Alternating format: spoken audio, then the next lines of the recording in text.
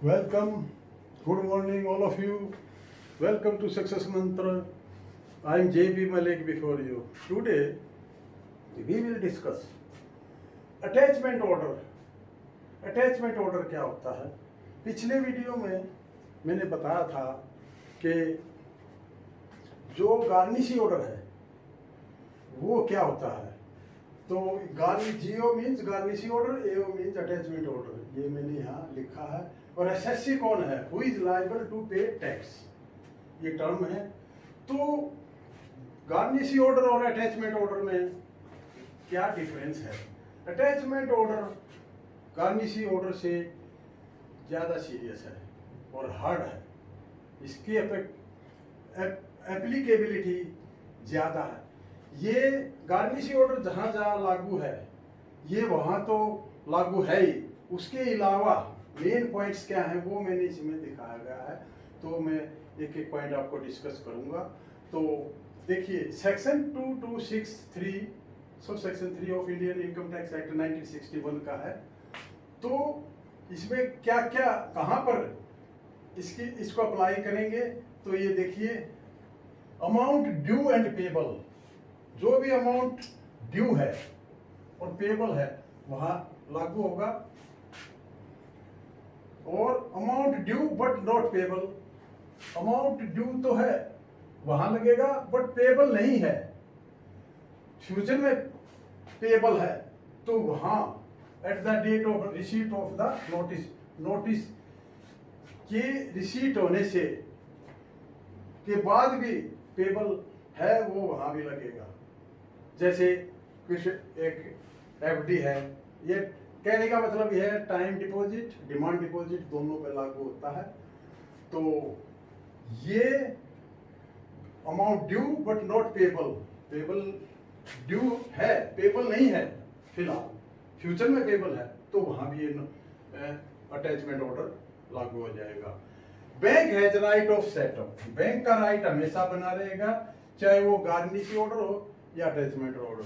क्योंकि बैंक ने अगर बैंक का कुछ ड्यूज है कस्टमर का, तो वो पहले उसका राइट है कि वो अपना अप्रोप्रिएट कर सकता है.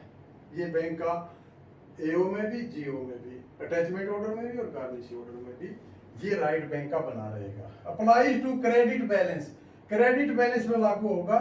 और फ्यूचर क्रेडिट, बाद में भी कोई अगर क्रेडिट आता है तो ये वहां भी लागू हो जाएगा अटैचमेंट ऑर्डर, जबकि ऐसा गारंटी ऑर्डर में नहीं है.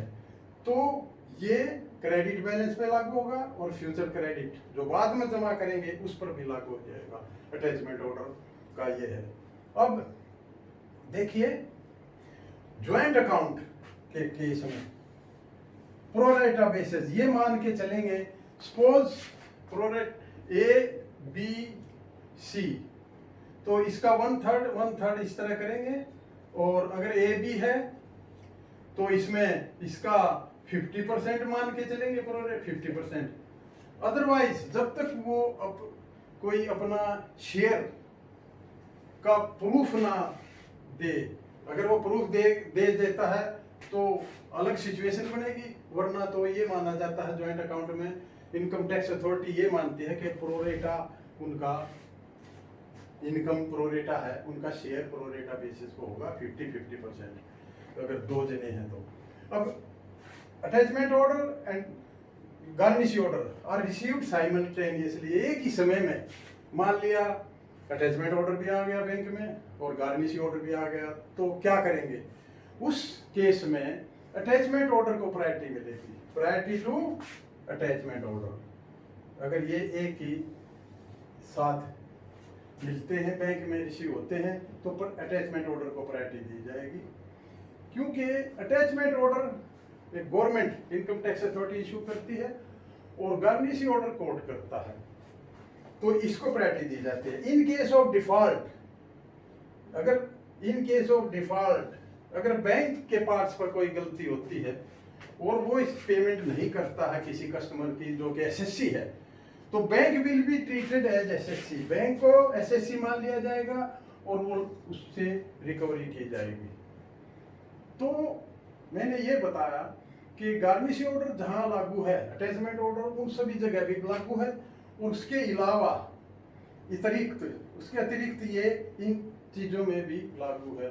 तो ये था कि अटैचमेंट ऑर्डर जो हमारा सेक्शन 226 सब सेक्शन 3 का इंडियन इनकम टैक्स एक्ट 1961 का है, तो ये उसकी एप्लीकेबिलिटी है।